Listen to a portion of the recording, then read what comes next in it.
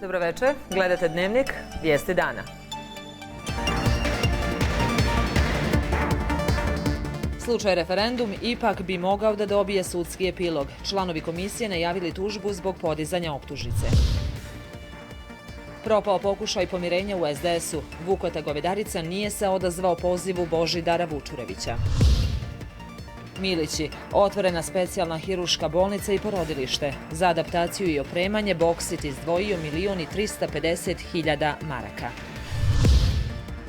Hoće li Bjeljinska šećerana konačno dobiti novog vlasnika? Čeka se konačna ponuda firme iz Vjetnama. Bijela kuga hara semberskim selima. U Ostojićevu za 3 godine rođena samo jedna beba. Za nekog smeće, a za nekoga građevinski materijal.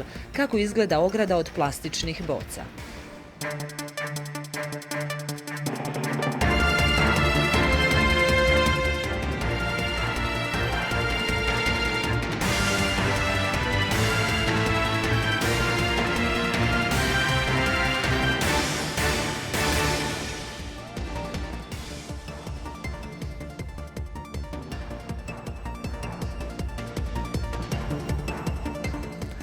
Slučaj referendum ipak bi mogao dobiti sudski epilog. Nakon odbacivanja optužnice protiv članova komisije koja je sprovela referendum o Danu Republike Srpske, jedan od optuženih, Milan Petković, najavljuje podnošenje tužbe zbog povrede ugleda i časti. Petković ističe da neko zbog ove optužnice mora snositi odgovornost. Iz pravnog tima Ujedinjene Srpske, čiji je Petković član, ističu da je odbacivanjem optužnice sačuvana institucija referenduma. Članovi referendumske komisije nisu izvršili krivično djelo jer nisu imali moć da sprovedu odluku Ustavnog suda BiH. Nisu imali mogućnosti da postupe po privremenoj meri suda jer im ona nikada nije dostavljena, kaže Milan Petković. Dodaje da nikada nije bio osumnjičen ni za jedno krivično djelo, a njegovo ime danima se provlačilo u medijima. Zbog toga, kaže, odgovorni tužilac mora da snosi odgovornost. Ja ću razmisliti zajedno i sa kolegama advokatima da li podnositi tužbu i protiv koga. Ja ću sigurno, moje mišljenje, jasno stava, da se mora podnijeti tužba iz jednog jedinog razloga da bi se znalo u budućnosti da neko mora snositi odgovornost za svoje protivzakonito djelovanje i za svoje nestručno djelovanje. Iz pravnog tima Ujedinjene Srpske traže da se ispita po čijem je nalogu radio postupajući tužilac koji je podigao optužnicu zbog referenduma o Danu Republike. Uvjereni su da iza njega stoje političke partije iz Federacije BiH. I dok na krivične prijave protiv političara iz tog entiteta pravosudni organi BiH žmire u slučaju referenduma u Srpskoj, sve se odigralo ekspresno, od istrage do podizanja optužnice. Taj tužilac koji godišnje primi oko 70.000 maraka bruto plate, šta je on radio zadnjih svih ovih godina, kakve je on predmete radio i treba nadležni VSTS da ispita njegov rad i da vidi zaista šta to građani Republike Srpske i Bosne i Hercegovine plaćaju. Mora se postaviti pitanje i regulisati materija rada Ustavnog suda. Nigdje ne stoji i nemamo zakon kojim je regulisano izvršenje odluke Ustavnog suda. Vi imate u redovnim sudovima regulisano izvršenje sudske odluke. U parničnom postupku izvršenje, u krivičnom postupku izvršenje, u upravnom postupku izvršenje, a jedino ne postoji način kako izvršiti odluku Ustavnog suda. Petković podsjeća da je čak 108 presuda Ustavnog suda BiH ostalo nesprovedeno i da zato niko nije odgovarao. Lider socijalista i ministar u vladi Srpske Petar Đokić kaže da je obaranje optužnice pobjeda politike Republike Srpske. Jasno govorimo koliko smo bili u pravu kada smo govorili da Republika Srpska, da građani Republike Srpske imaju pravo da se demokratski izjasne o svakom pitanju putem referenduma ili na drugi način kako to institucije odluče i da to nikom ne bi trebalo da bude smetnje.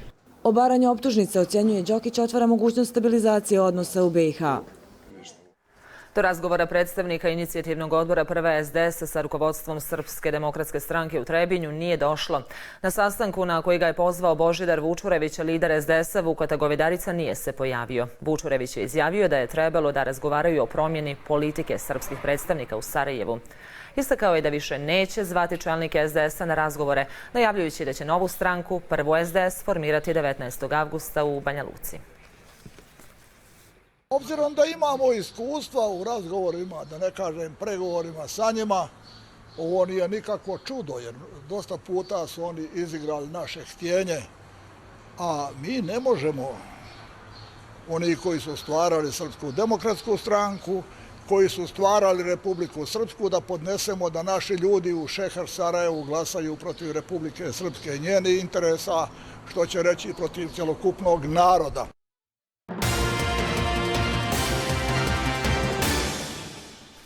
Ministar komunikacije i transporta u Savjetu ministara BiH Ismir Jusko uputio je pismo turskom ministru ekonomije Nihatu Zeybekçiju u kojem traži odgovor Turske na koji način namjerava da podrži gradnju brzog puta od Sarajeva do Beograda. Od odgovora na ovo pitanje u velikoj mjeri zavisi određivanje konačne rute, ističe Jusko u pismu. Sarajevski mediji pišu da je Jusko pismo poslao nakon posljednjeg sastanka sa entitetskim ministrima saobraćaja na kojem su definisana 3 prijedloga moguće trase brzog puta Sarajevo-Beograd. U Milićima je obilježeno 58 godina postojanja kompanije Boksit. Tim povodom u specijalističkom medicinskom centru kompanije otvoreno je porodilište i hirurški blok, za čiju je adaptaciju izdvojeno 1.350.000 maraka. Svečanom otvaranju prisustvovali su i ministri Neđo Trninić i Dragan Bogdanić. Specijalistički medicinski centar u Milićima postao je bogatiji za 750 kvadrata prostora u kojima je smješten savremeno opremljen hirurški blok sa operacionom salom i porodilištem u kojem će raditi vrhunski ljekari, a građani moći obaviti brojne zdravstvene usluge. Ruda je prirodno bogatstvo, narodno bogatstvo. Mi je eksploatišemo i logično je da iz toga dijela dobiti i profita ulažemo i druge djelatnosti koje trebaju građanima. Mi smo negdje 2015. u zakonu omogućili da ovakve kompanije koje imaju mogućnost, koje imaju socijalnu odgovornost, imaju želju da mogu da otvaraju i zdravstvene ustanove i ja sam sretan i zahvalan što se to danas ovdje desilo. Građani prezadovoljni urađenim. Ovo je nešto najljepše što mi doživljavamo. Svaki dan imamo neku radost, nešto novo, nešto se gradi i radi. Vjerujem da ima dosta ljudi kojima je takva pomoć potrebna. I smatram da će doprinijeti i razvoju opštine. Svaka čast, brate Rajko. On je dosta ove Milića unapredio i sredi. U Milićima je danas pušten u rad i kružni tok, čija izgradnja koštala 600.000 maraka, koji su sa po 50% finansirali putevi Republike Srpske i kompanija Boksit. Ovi Milići mijenjaju svoju vizuru, svoj izgled, sad postaju jedna urbana sredina. Ovo treba biti primjer i poruka i ostalim lokalnim zajednicama i drugim kompanijama, jer će vlada sigurno prioritetno rješavati ove probleme kad ima saradnju ovoga tipa. U prvih 6 mjeseci ove godine kompanija Boksit odlično je poslovala. Prihodi su povećani za 56%, a dobit za 7 puta u odnosu na prošlu godinu. A prije Milića, ministar zdravlja obišao je Vlastenicu i tamošnji dom zdravlja. Vlada će, kako je najavio, pomoći ovoj ustanovi u prevazilaženju problema koji se odnose na nagomilane finansijske obaveze i višak zaposlenih, a dugovanja su milionska. Bez jake ekonomije nema ni uspješnog zdravstva. Rečenica je koju slušamo iz dana u dan. Ipak rješavanje nekih od gorućih problema u zdravstvu nameće se kao imperativ, jer produžetak ovakvog stanja vodi u dugotrajno urušavanje kvaliteta zdravstvene zaštite. Zaključak je današnjeg sastanka u Vlasenici. Problemi su velika dugovanja koja su nastala, višak radnika, prosto nemogućnost funkcionisanja, financijskog funkcionisanja doma zdravlja. To je onako došlo do jednog momenta kad se mora nešto uraditi i kad ne možemo mi svojim snagama, tako da nam je pomoć stvarno potrebna. Dugogodišnje nasljeđe dovelo je do toga da se što prije moraju preduzeti određene mjere, a to se prije svega odnosi na racionalizaciju potrebnog broja radnika, stav je ministra Bogdanića. Na način da se svih onih koji budu viškovi rješavamo na jedan zakonski način kroz nalaženje posla u nekim drugim zdravstvenim ustanovama i slično.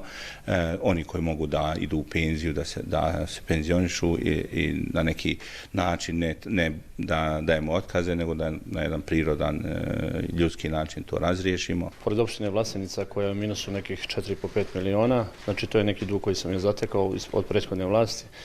Dom zdravlja je u najtežoj situaciji. Njihove obaveze dugovanja su negdje oko 3 miliona.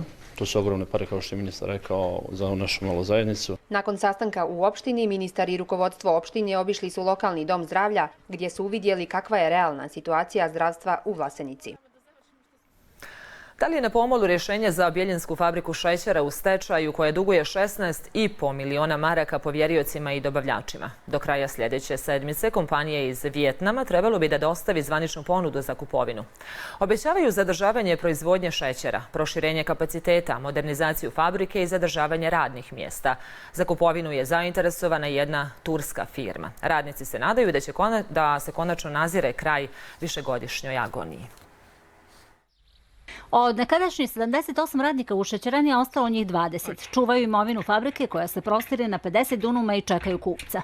Demantuju glasine o rasprodaji i malverzacijama. U pogonima i magacinu rezervnih dijelova tvrde ništa ne nedostaje. Prije 6 godina kako je stala fabrika, ovdje nije podignut ni jedan vijak. Možete da vidite da su to sve sitni dijelovi koji su se mogli i rasprodati i odnijeti i pokrasti i ukrasti. Najlakše da niko ne primijeti. Međutim, ovdje je sve po popisu na svom mjestu. Radnici neće dozvoliti da se fabrika proda u bescijenje i da potraživanja ostanu neizmirena. Nadaju se da će vijetnamska kompanija pokrenuti proizvodnju, što bi značilo sigurnu zaradu. Ne samo radnicima kojima fabrika duguje oko 7 miliona maraka, već i poljoprivrednicima i dobavljačima. Njihove namjere su ne samo da nastave proizvodnju, nego i da urade još fabriku đubriva, fabriku alkohola, fabriku voća i povrća. Mi ćemo svoje potraživanja naplatiti, da li preko investitora koji bude ušao u fabriku ili ćemo mi kao većinski fabriku preuzeti kao povjerioci pa je pripremati. Fabrika tvrde uz neznatne investicije može da bude spremna za rad za pola godine. Može da bude spremna za kampanju 2018. godine, ima vremena i za sjetvu, zato što bi ugovaranje već počelo u septembru, oktobru mjesecu, tako da u martu bi već mi znali i sa kojim kapacitetom bi fabrika radila. O konačnoj ponudi vijetnamske kompanije izjašnjavaće se Skupština povjerilaca i vlade srpske.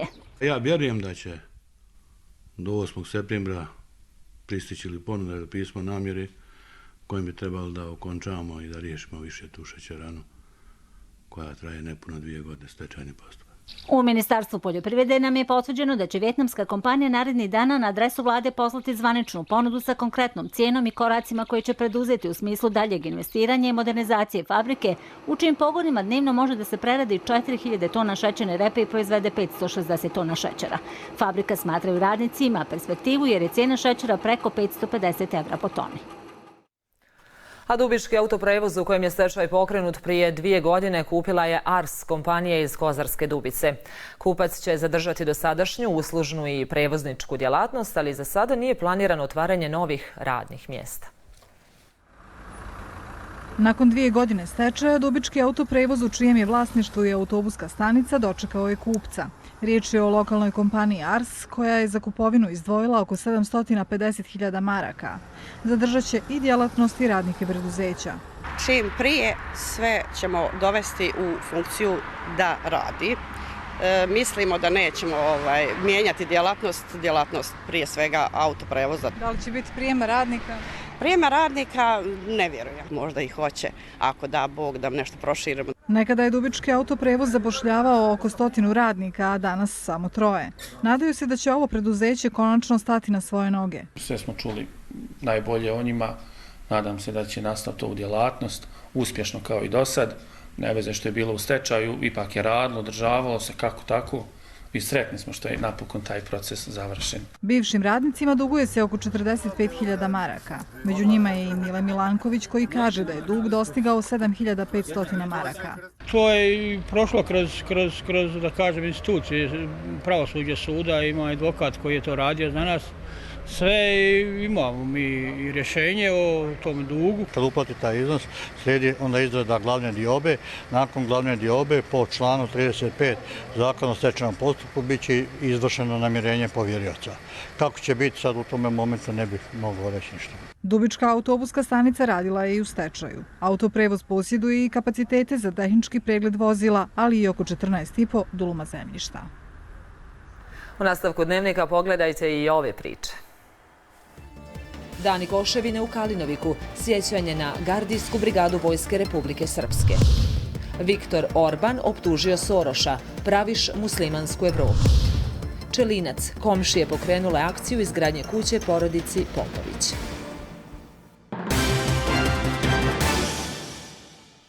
Na prvoj konstitutivnoj sjednici novog saziva glavnog odbora Socijalističke partije izabrani su potpredsjednici ove stranke Dalibor Stević, Maksim Skoko i Živko Marijanac, te predsjednik i članovi izvršnog odbora. Izabran je i politički savjet stranke, a donesena je odluka da 5. novembra u Banja Luci bude održan 8. programski kongres partije, na kojem će biti usvojena politika Socijalističke partije za naredni period, ali i program za opšte izbore naredne godine. Za nas vrlo ohrabrujuća činjenica da je u sastavu glavnog odbora više od 50% novih članova, da u toj kategoriji novih članova se nalaze i u velikom dijelu mladi ljudi, mlađi članovi naše partije, nalaze se mladi kadrovi, oni koji su negdje prethodnih godina ili u posljednjoj godini pristupili našoj partiji.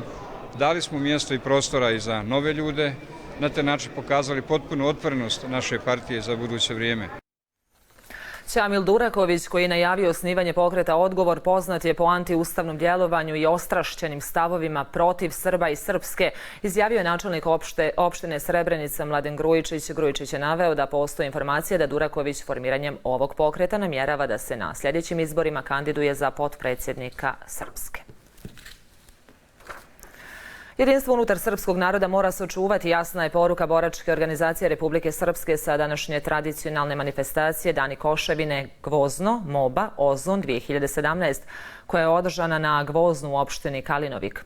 U okviru ove manifestacije, kojom su obilježene 24 godine od osnivanja Gardijske brigade Vojske Republike Srpske i Borsa, služen je parastos za sve poginule borce Vojske Republike Srpske, te položeno cvijeće u spomen sobi u Kalinoviku.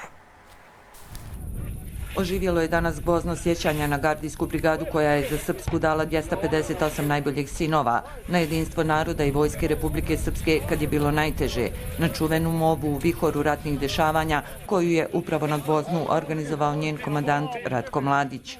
Bilo je 600 kosaca tada.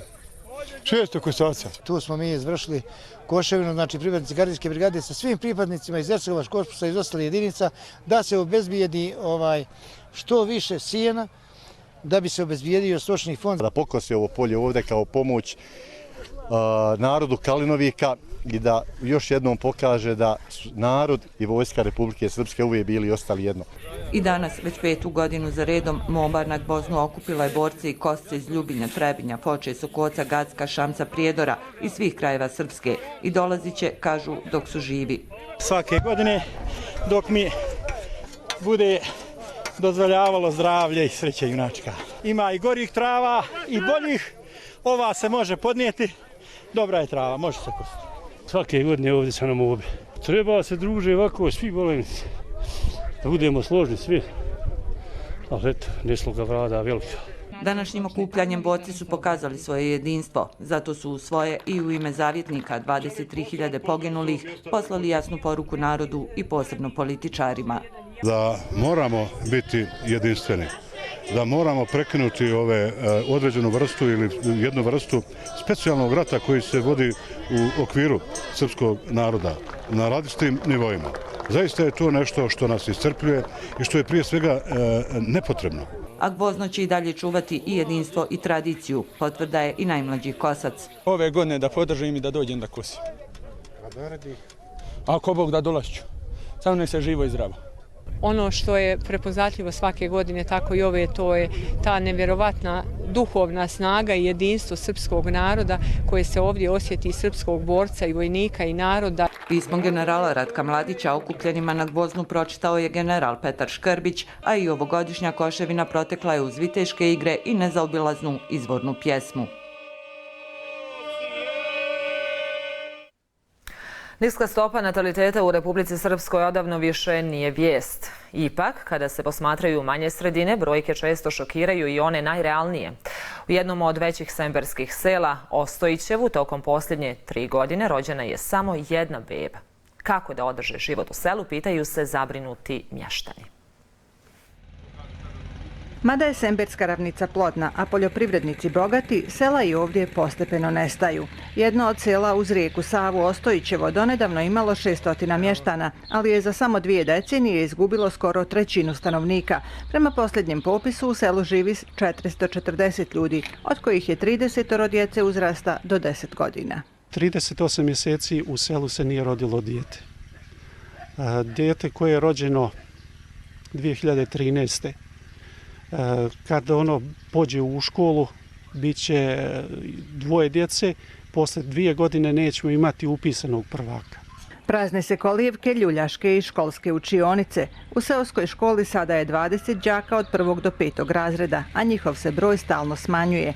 Selo ima asfaltne puteve, struju, vodu, internet, ali sve manje ljudi. Selo je još uvijek lijepo, živo, samo odoše mladi, a mi stari ostadošmo.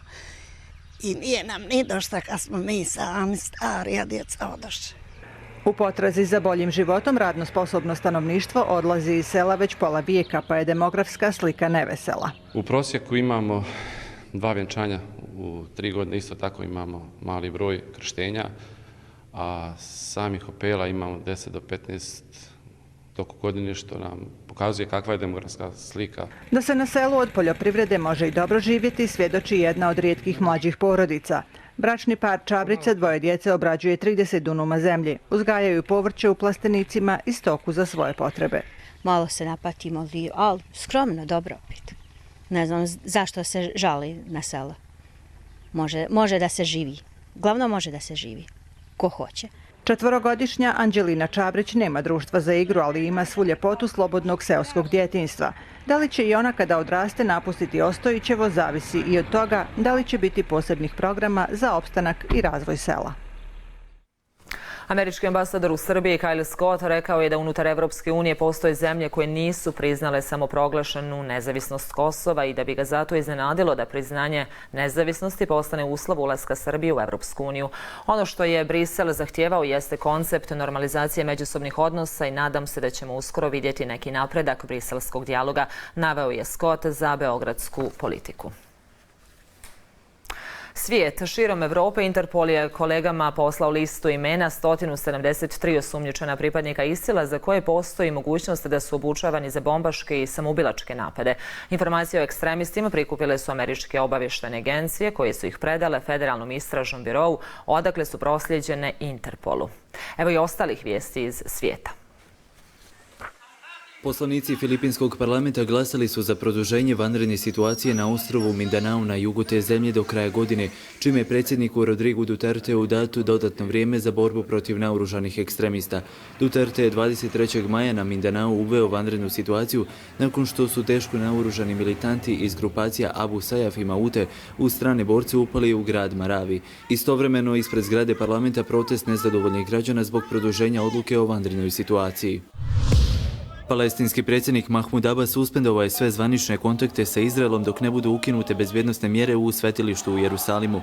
Palestinci se danima sukobljavaju sa izraelskim snagama ispred svetilišta, a danas su poginula 3 lica tokom protesta povodom postavljanja detektora metala ispred ulaza u kompleks brda Hrama. Ovo mjesto sveto je i za Jevreje i za muslimane. Proglašavam suspenziju svih kontakata sa izraelskom stranom na svim nivoima dok ne budu poništene mjere u džamiji Al-Aqsa i dok ne bude zaštićen status quo. I dalje se zaoštravaju odnosi između Turske i Njemačke. Njemački ministar spoljnih poslova Sigmar Gabriel objasnio u otvorenom pismu Turcima koji žive u Njemačkoj promjenu politike Berlina prema Ankari uz poruku da to neće uticati na njih. Koliko god bili teški politički odnosi između Turske i Njemačke, jedno je jasno. Vi ljudi turskog porijekla u Njemačkoj pripadate ovdje sa nama, bilo da imate njemački pasoš ili ne. Istovremeno sud u Turskoj ponovo je objavio naloge za hapšenje aktivista organizacija za zaštitu ljudskih prava koji su početkom sedmice oslobođeni iz pritvora. Mađarski premijer Viktor Orban rekao je da lideri Evropske unije, američko-mađarski milijarder George Soros nastoje da uspostave novu mješovitu muslimansku Evropu. Orban je istakao da mađarske pogranične ograde, čiju izgradnju podržavaju i druge centralnoevropske države, sprječavaju napore Evropske unije i Soroša da povećaju muslimansku migraciju. Mađarski premijer je naglasio da je Mađarska protiv toga da preuzme migrante koji bi mogli da izmjene kulturni identitet države. Predsjednik Rusije Vladimir Putin objasnio zbog čega nije uzeo kišobran kada je iznenada počeo pljusak na ceremoniji polaganja vijenaca na grobu neznanog vojnika povodom Dana sjećanja i žaljenja. Podsjetio je da je vojska u godinama Velikog otadžbinskog rata bila primorana da se bori i danju i noću u svim vremenskim prilikama. Smatram da je to normalno, nismo od šećera, nećemo se istopiti, rekao je Putin. Stanovnici sela Branešci kod Čelinca pokrenuli su akciju da se napravi nova kuća 89-godišnjoj baki Petri Popović i njenom nezaposlenom sinu. Uz pomoć komšija koji rade u inostranstvu, radovi su već počeli, a nastavak izgradnje očekuju za nekoliko dana. Baka Petra Popović i njen nezaposleni sin Veselko žive u veoma teškim uslovima. Zidovi kuće samo što se nisu srušili, nemaju ni struju ni vodu. Njihove komšije su pokrenuli inicijativu za izgradnju nove kuće, a prva pomoć stigla je od ljudi koji rade u inostranstvu. Do sada je urađen temelj, a u narednih nekoliko dana očekuje se i nastavak gradnje. Mi smo htjeli prvo da saniramo ovu kuću, a kad je u tako starom stanju, lošim, onda smo morali početi drugu kraj nje odmah. Mi komšije, ovdje majstori, smo se organizovali, skupili 3 dana smo da ugradimo taj materijal, temelj da uradili smo, organizovat ćemo se za dalje kad dođe materijal. 89-godišnju staricu uz nemaštinu muče i problemi sa zdravljem. Slabije čuje, otežano govori, a ima i teške srčane probleme. Njen nezaposleni 52-godišnji sin Veselko nada se skorom useljenju u novu kuću. Pa nadam se da ćemo da uselimo. Ko Bog da.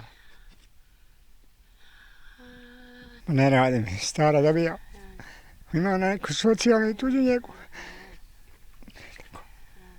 Pa se nema, ne bi raušimiti.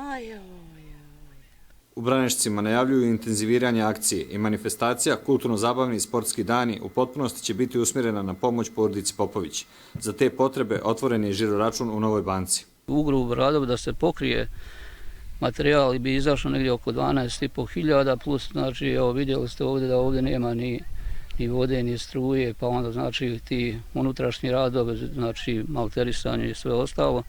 Tako da mi očekujemo tu, znači da će to izaći možda i do nekih, između možda nekih 30-40 maraka. Sloga kuću gradi, kaže stara poslovica. U Branešcima se nadaju da će njihovu akciju složno svi podržati i da će baka Petra i njen sin do zime useliti u novu kuću. Za Dnevnik 2 iz Branešaca, Đorđe Vujatović. U Tarevcima kod Modriče otvoren je 8. međunarodni sajam ruralne privrede. Učestvuje 65 izlagača iz Srbije, Hrvatske, Republike Srpske i Federacije Bosne i Hercegovine.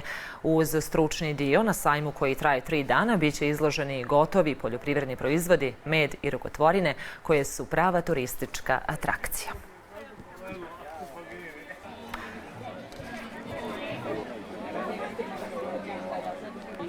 Novac nekad nije toliko bitan koliko ideja. To potvrđuje Neđo Ninić iz Kozarske Dubice koji je od plastičnih flaša napravio ogradu. Evo kako to izgleda. Nadomak manastira Moštanica, daleko od gradske buke i vrelog asfalta, Neđo Ninić kupio je, kako kaže, svoje parče raja. Međutim, za ogradu nije bilo novca. To Ninića nije pokolebalo. Odlučio je da napravi mnogo jeftiniju ogradu i to od bačenih plastičnih flaša, uz pokoju limenku. Pošto nemam struje ovdje, ja to preko akumulatora na auto bušim dno i čep. I šicu podcinčanu ili plasificiranu. Uz malo truda, a sasvim malo novca, osvanula je ograda koju bi u suprotnom morao platiti nekoliko stotina maraka. Podrška ideji nije izostala. Naravno da je najisplativniji. Plastične flaša ima baca svukuda. Najviše sam kupio po putevima, komšije, prijatelj skupljali, tako. U ogradu dužine 130 metara, širine 30, otišlo je 1500 plastičnih flaša. Sav posao bio je završen za samo 3 dana. Da li se popila neka od ovih ambalaža? Naravno da, spojio sam ugodno i korisno. Jedno je sigurno, ugodno i korisno bit će i u narednom periodu, jer je za završetak ograde potrebno još nešto više od 2000 flaša. To je sve u Dnevniku. Hvala vam za pažnju i prijatna večer.